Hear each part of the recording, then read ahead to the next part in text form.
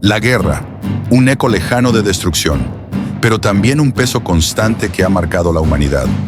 Cada conflicto trae consigo promesas de victorias, de conquistas y de mejoras para el territorio implicado. Pero, ¿quién realmente gana en una guerra? ¿Y quién paga el precio de esa victoria? La historia está llena de batallas, de hombres y mujeres que sin quererlo se convierten en piezas en un tablero de ajedrez donde los movimientos se deciden en salas lejanas y frías. Bienvenidos a vuestro canal, El Ajedrez del Poder.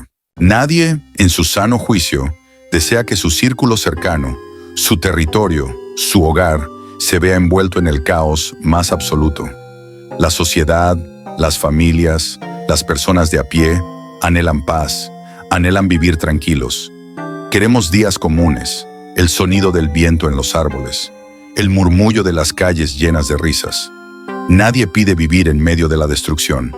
Y sin embargo, la guerra irrumpe, a veces de manera brutal, sin previo aviso, arrasando con todo lo que toca.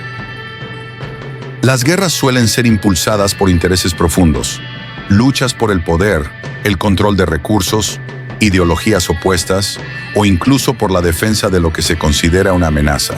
Las decisiones no las toman quienes luchan en el campo de batalla, sino aquellos que ocupan los altos mandos, los líderes políticos y militares. Ellos son los que, desde sus escritorios, deciden quién vive y quién muere, aunque raramente son ellos quienes sufren las consecuencias. Cuando estalla un conflicto, los comandantes y los gobiernos se encuentran en el centro de la toma de decisiones. Son ellos quienes trazan las estrategias, que muchas veces son frías y calculadas. Los líderes políticos a nivel interno activan sus maquinarias. Se toman decisiones rápidas, como movilización de tropas, declaración de estado de emergencia o establecimiento de alianzas. Mientras tanto, quienes realmente luchan son los soldados, los civiles, las personas que no tienen voz en esa sala de decisiones. Son ellos quienes experimentan la brutalidad de la guerra. Una vez iniciada la guerra, comienza la escalada. Este es el momento en el que el conflicto alcanza su punto más intenso. Aquí, los países trabajan en dos frentes, el militar y el mediático. Internamente, los gobiernos suelen silenciar voces disidentes. Se establecen narrativas oficiales, se refuerzan leyes de censura y la propaganda se convierte en una herramienta crucial. La información que llega al público está diseñada para mantener el apoyo popular. Frases como "somos los buenos" y "estamos luchando por la justicia" son recurrentes. Frente a la opinión pública, el enfoque es emocional. Se apela al patriotismo y al miedo.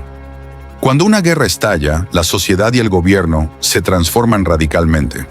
La estabilidad que existía se desmorona y da paso a un estado de incertidumbre, miedo y desesperación. A medida que el conflicto avanza, la estructura política se resiste y la vida cotidiana se vuelve una lucha constante por sobrevivir. La vida de la gente cambia abruptamente. Las calles se vacían, las tiendas cierran y los suministros comienzan a escasear. Aquellos que pueden, huyen en busca de seguridad, provocando grandes desplazamientos de personas y crisis humanitarias en las fronteras. Los que se quedan deben adaptarse a una nueva realidad marcada por el miedo, la violencia. Los lazos comunitarios cambian. Algunos se fortalecen en redes de ayuda y solidaridad, mientras que otros se fragmentan por la desconfianza. La gente evita hablar abiertamente de política o del bando al que apoyan, temiendo represalias. El mercado negro crece a medida que los bienes esenciales desaparecen y la lucha por la comida y el agua se convierte en parte del día. En medio del caos, surgen movimientos de resistencia. Algunos ciudadanos se organizan para luchar contra los invasores o el gobierno, mientras que otros intentan subsistir sin involucrarse. El poder político, cualquiera que sea su posición en el conflicto, impone medidas extremas. La ley marcial se vuelve la norma, restringiendo derechos básicos como la libertad de expresión y el movimiento. Los toques de queda son comunes, y la presencia militar en las calles se vuelve habitual. Se crean listas de personas sospechosas de colaborar con el enemigo, y aquellos que se pronuncian en contra del régimen son encarcelados. Pero las guerras son costosas, no solo en términos económicos, sino también sociales. En esta etapa, conocida como la fatiga de guerra, Los ciudadanos empiezan a cuestionar, ¿vale la pena el sacrificio? En respuesta, los gobiernos suelen dividir sus esfuerzos entre mantener el apoyo popular y minimizar las críticas. A veces organizan eventos patrióticos o negocian treguas parciales para calmar la presión interna. Sin embargo, las tensiones internas crecen y la propaganda ya no es suficiente para esconder el desgaste.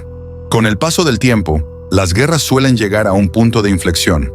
Ningún bando tiene la capacidad o los recursos para continuar, o la presión internacional y económica es insostenible.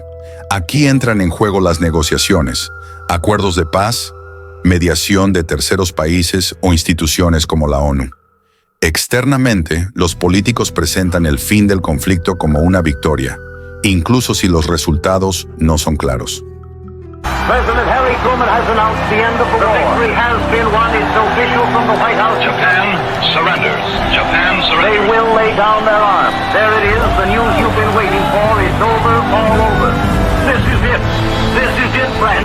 Forget it. Internamente, se centran en reconstruir y calmar a una población que ha vivido años de sufrimiento. ¿Y quién gana realmente? Al final, la guerra no deja vencedores verdaderos. Los ganadores suelen ser aquellos que logran sus objetivos inmediatos: territorios, recursos, poder. Pero el costo humano es incalculable. Millones de vidas perdidas, familias rotas, países destruidos. La economía de las naciones se desploma y el daño a la sociedad perdura por generaciones. Incluso sociedades que lograron salir con vida, pero que tendrán la condena de vivir con la añoranza y el sufrimiento del arrebato de sus seres queridos. Sentimiento de rabia e impotencia que les acompañará por el resto de sus días. Por otro lado, los perdedores no son solo aquellos que se rinden en el campo de batalla. Las verdaderas víctimas son las personas comunes, las que nunca tomaron una decisión de guerra, pero que la padecen. Los civiles, los niños, las comunidades desplazadas. Ellos son los que viven con el trauma, la pérdida y el sufrimiento mucho después de que las armas se callan. Es crucial recordar que detrás de cada guerra hay seres humanos que padecen, que sienten, que mueren. Las decisiones de los poderosos pueden cambiar el destino de millones, pero la guerra nunca es la solución. Las guerras no deberían existir. Ningún ser humano debería experimentar el sufrimiento que trae consigo el conflicto armado. No es solo una lucha entre ejércitos, es una lucha contra la humanidad misma.